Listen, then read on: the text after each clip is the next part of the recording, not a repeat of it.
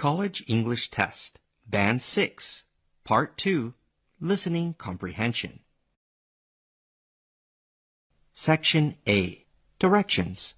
In this section, you will hear 2 long conversations. At the end of each conversation, you will hear 4 questions. Both the conversation and the questions will be spoken only once. After you hear a question, you must choose the best answer from the 4 choices marked A, B, C, and D. Then mark the corresponding letter on answer sheet 1 with a single line through the center. Conversation 1. Welcome to Money Matters, a weekly program that helps you manage your money. Tonight, I'll be talking to Mary Johnson about budgeting.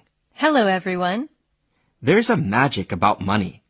When it's not planned for, tracked, and kept a record of, it literally disappears. What are some of the steps we can take to prevent this from happening? Well, it's all about keeping track of your money. If you don't do that, you'll never be able to set any goals for your budget or have the discipline to stick to them. That's easier said than done. I read recently that only 41% of Americans adhere to a budget. Yes, but knowing what you earn and what you spend can give you reassurance that you won't get into debt in the first place. You can do this by adding up all of your sources of income you have and writing them all down on a piece of paper. On the same page, write down all of your monthly expenses. I'm always amazed at how much my expenses add up. But designating each item as an income or an expense really helps me have a much better sense of all my spending. Right. Most people have no idea how much they spend each day, let alone each week or month, no matter how careful they are. Next, subtract your monthly expenses from income. If the result's positive, you are living within your means. If the result is a negative number, you're going to have to cut back on your spending. I'm usually a negative number. I just can't resist the allure of all those prestigious goods. Well, it's not a catastrophe, but you do have to make some changes. Try cutting back on those non-essential items. Sell some stuff in your attic, or shop online to avoid unnecessary temptations like chocolate. Failing that, you can always find yourself a part-time job. Questions 1 to 4 are based on the conversation you have just heard. Question 1. What does the man say about the weekly program?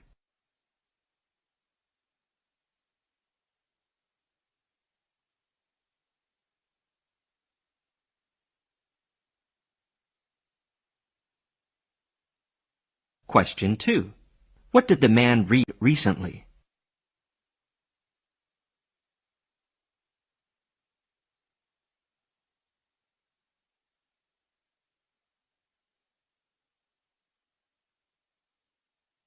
Question 3. What does the woman suggest the man do first to avoid getting into debt?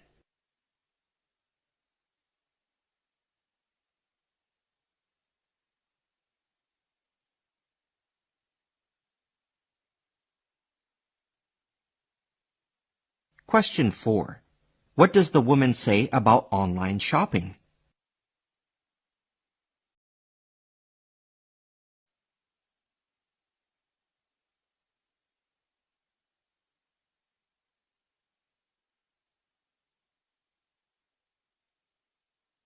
Conversation 2.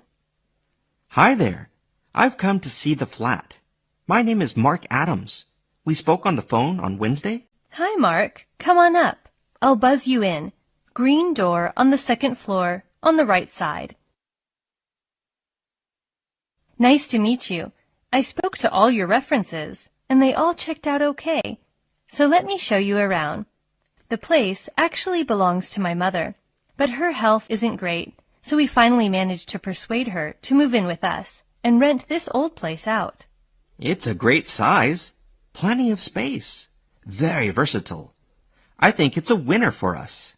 Yes, all the appliances are brand new. There's a washing machine and a tumble dryer in the utility room next to the kitchen. Lots of closet space too, which is fabulous. My wife has a ridiculous number of shoes. Now, the big question. What about noise and the neighbors? Well, all the neighbors are elderly, so no noisy kids, and the back of the house overlooks a clear and peaceful pond. So it's perfect if tranquility is what you are looking for. That's good news. We've been living in a less than glamorous part of Aberdeen, constantly harassed day and night by noisy neighbors. Getting to work was a nightmare too, as we only have one car, and my wife has to use it as she works nights at the hospital. Well, if you like the place, it's yours as soon as I get a contract drawn up with the solicitor. The first month's rent and a deposit are mandatory on signing the contract. Then we can work out when is the best day for you to pay rent each month. We'll be incredibly happy to be your new tenants. Thank you so much. My wife will be thrilled to get out of the shabby place we are now in and start filling those wardrobes with all those shoes. Questions 5 to 8 are based on the conversation you have just heard. Question 5. What does the woman say about the flat?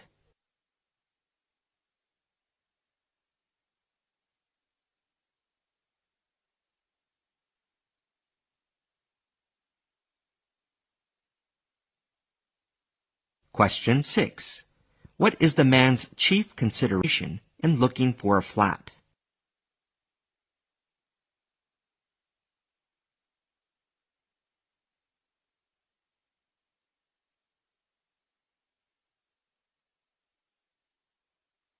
Question 7. What does the man have to do on signing the contract?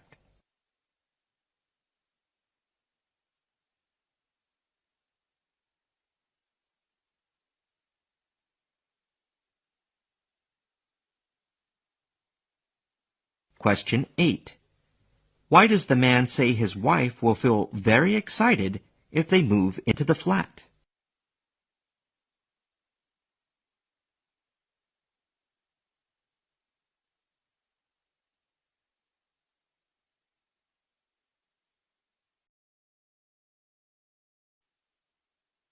Section B. Directions. In this section, you will hear 2 passages. At the end of each passage, you will hear 3 or 4 questions. Both the passage and the questions will be spoken only once. After you hear a question, you must choose the best answer from the 4 choices marked A, B, C, and D. Then, mark the corresponding letter on answer sheet 1 with a single line through the center. Passage 1. A new study has found a positive correlation between how much television children watch and their parents' stress levels. Why? Because the more television kids watch, the more they're exposed to advertising. The more advertising they see, the more likely they are to insist on purchasing items when they go with their parents to the store. This could generate conflict if the parents refuse. All that, researchers say, can contribute to parents' overall stress levels. What's the solution? Perhaps the most obvious is curtailing screen time.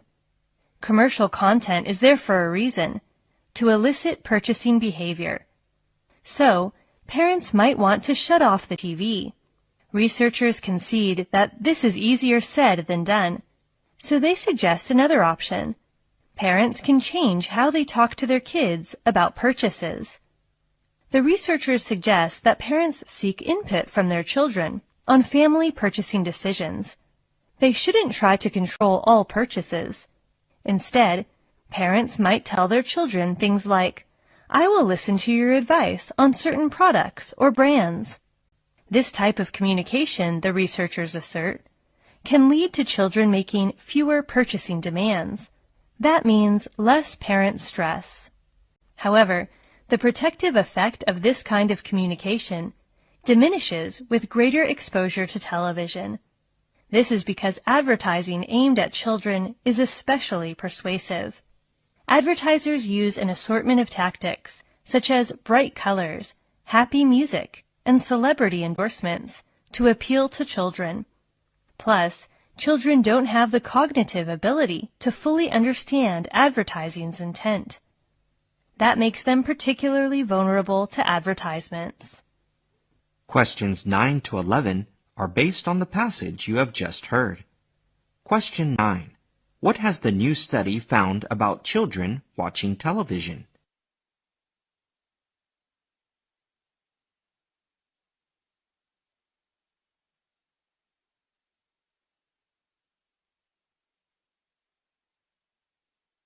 Question 10. What are parents advised to do to reduce the impact of TV commercials?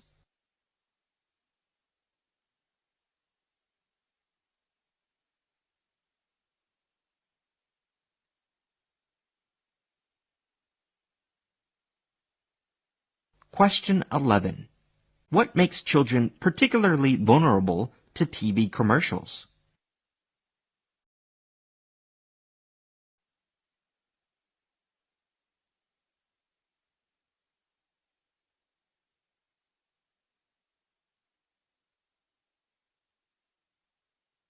Passage 2. Everyone is supposed to cheer for good guys, and we should only punish the bad guys. But that's not what we always do.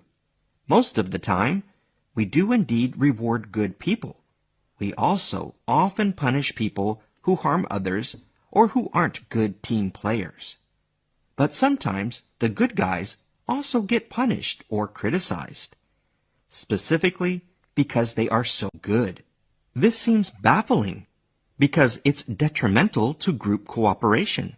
However, the phenomenon has been discovered in multiple fields and it has been found in every society. Why does this happen? Research suggests a simple reason.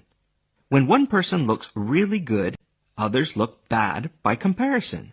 Those others then have an incentive in stopping that person from looking good, especially if they can't or won't compete. After all, we're all judged in comparison with others. When faced with someone better, what can a normal person do? One option is to actively compete. A second option is to bring that person down, that is, to suppress their cooperation or work ethic, infer selfish motives for their actions, or imply real or imagined hypocrisy. Other tactics include attacking them on unrelated dimensions or punishing them outright. Why does this matter? Critics often attack the motives of people who protect the environment, donate money, or work too hard. Such good deeds are dismissed as naive or hypocritical by those who do not perform those deeds. This criticism may ultimately discourage people from doing good deeds. So it's important to recognize these attacks for what they are. Questions 12 to 15 are based on the passage you have just heard. Question 12. What baffling phenomenon is discussed in the passage?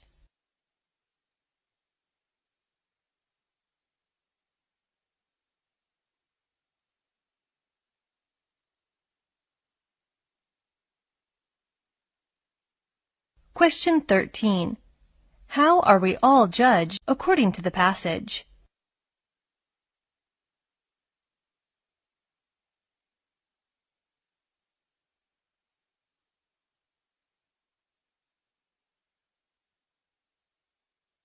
Question 14. What can a normal person do when faced with people who perform better?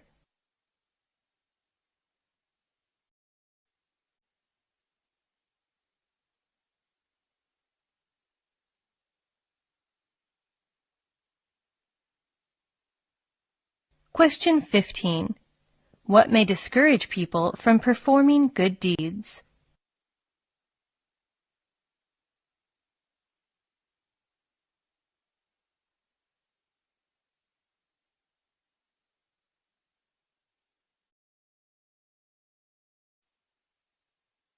Section C. Directions. In this section, you will hear 3 recordings of lectures or talks, followed by 3 or 4 questions. The recordings will be played only once. After you hear a question, you must choose the best answer from the 4 choices marked A, B, C, and D. Then mark the corresponding letter on answer sheet 1 with a single line through the center. Recording 1. In America, most researchers concede that boys and girls are brought up in different ways, taught different skills, and rewarded for different acts. Women, it is agreed, excel at certain tasks, men at others. There is little argument that some personality traits appear more dominant in one sex than in the other. All of this notwithstanding, gender differences are very much in the media these days. Since the rise of the women's movement, gender role behavior has come under closer scrutiny. How has this affected friendship? How do the sexes differ in their friendship relations? Most preteen children have a best friend who is usually someone of the same sex and similar age. Both sexes share an essentially positive recollection of these childhood friendships. They do not differ in this respect. However, the type of play engaged in during these early friendships is telling of the difference to come. Boys tend to form playgroups that are competitive in nature. Girls' groups more frequently revolve around cooperative enterprises. Thus, at an early age, boys become concerned with trying hard and winning, while girls, by contrast, play house and school, engaging in roles that require complementary support. Speaking of their childhood, men recall being highly responsive to and aware of the gender role opinions of other boys. Girls in preteen years appear to be less susceptible to gender role pressure. It is not until the dating years that women report being concerned with feminine behavior. Males, for the most part, are responsive to the suggestion that their behavior is unmanly at almost any age. These early attitudes, reinforced by social conditioning, continue to play an active part in the friendships of both sexes during adolescence. This is a period when the majority of males once again report a close alliance with same-sex friends. Now, however, with heightened intensity, considerable energy is devoted to competing for position, and a definite undercurrent of competition permeates the relationship. Although in dissimilar fashion, females share equally fragile relationships at this age. For them, the bond of loyalty extends only to the line of romantic involvement. This is most apt to be the case in late adolescence, when dating and relationships with boys take sharp precedence over sisterhood. Actually, dating dilutes the intensity of same-sex friendships for men also. For the majority of us, the moment we begin to date seriously, there's a competition between romance and friendship. Questions 16 to 18 are based on the recording you have just heard. Question 16. What does the speaker say about most preteen children?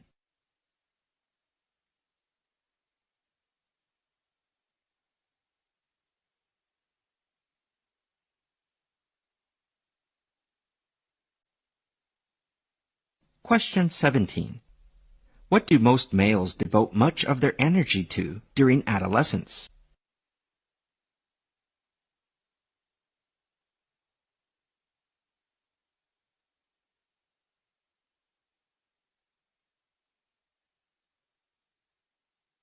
Question 18. What do children do when they reach late adolescence?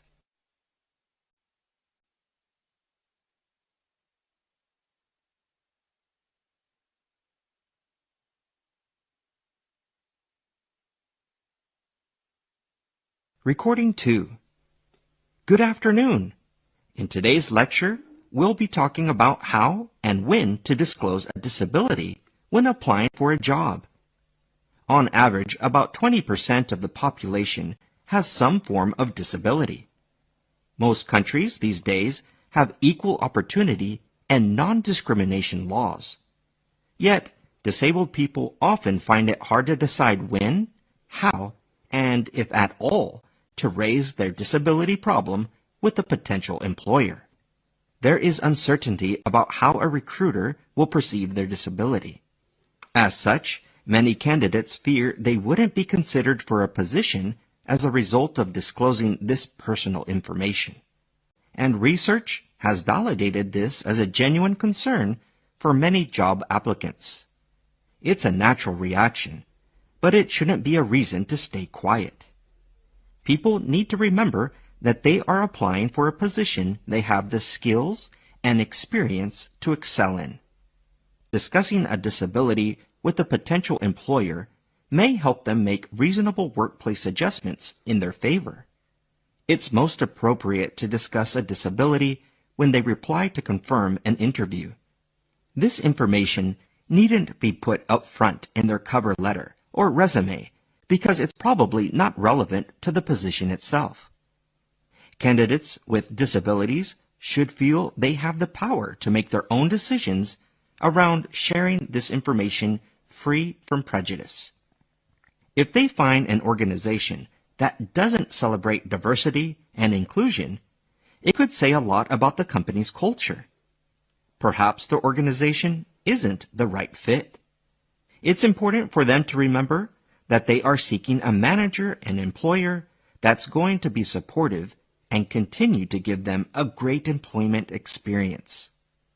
Companies sometimes offer candidates the chance to disclose disabilities on their application form. But people shouldn't feel restricted by this method or timing. People should avoid sharing the name of their disability or condition. There is always the risk that the recruiter will research information that is inaccurate or irrelevant. If people don't think their disability will impact their ability to perform in the advertised position, then it's entirely their entitlement to choose when and whether to share this information. Questions 19 to 21 are based on the recording you have just heard. Question 19. Why do disabled job applicants feel reluctant to disclose their disability information?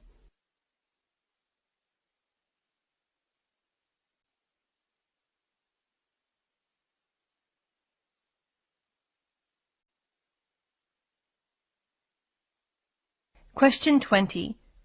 When does the speaker suggest applicants reveal their disability information?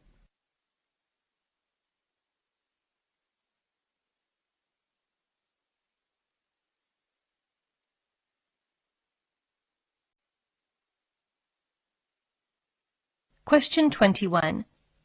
What are people advised to do when filling out their job application form?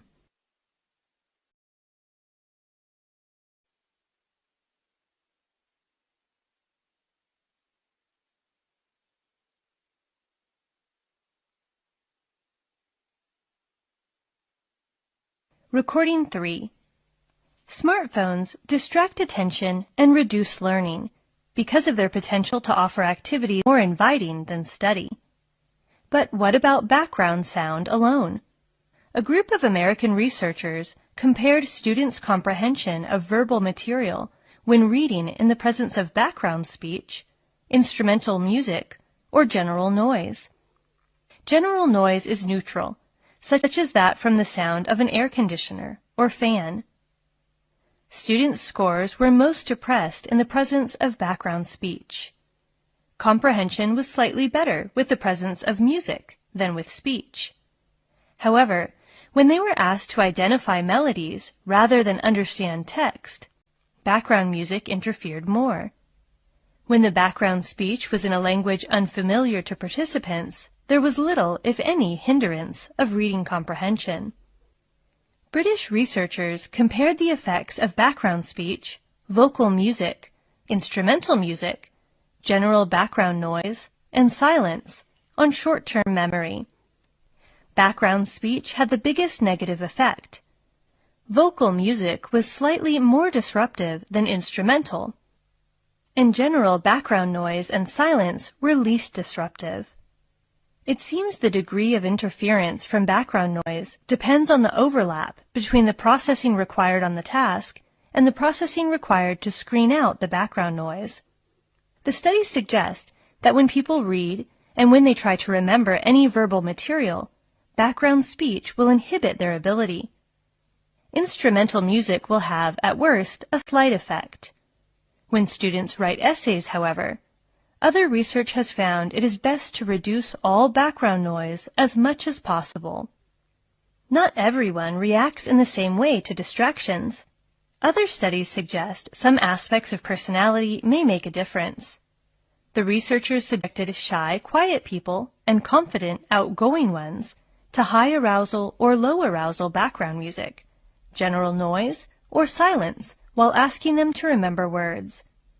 Everyone performed best in the silent condition, but less sociable people were more negatively affected by each of the distractions.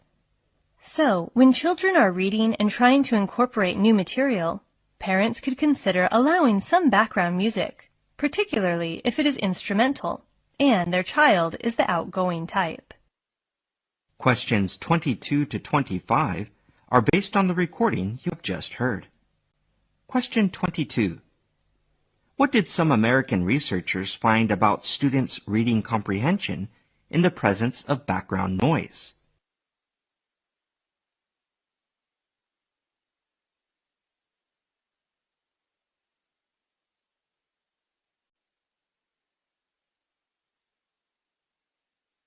Question 23.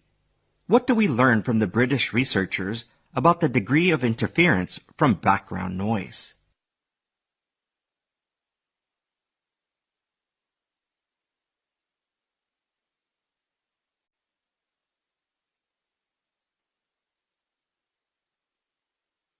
Question 24. What is best for students to do when writing essays according to some research?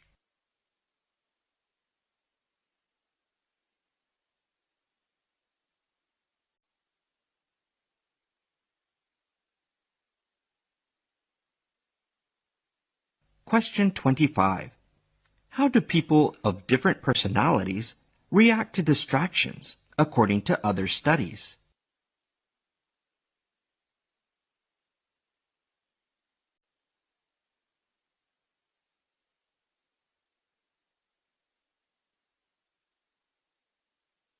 That's the end of listening comprehension.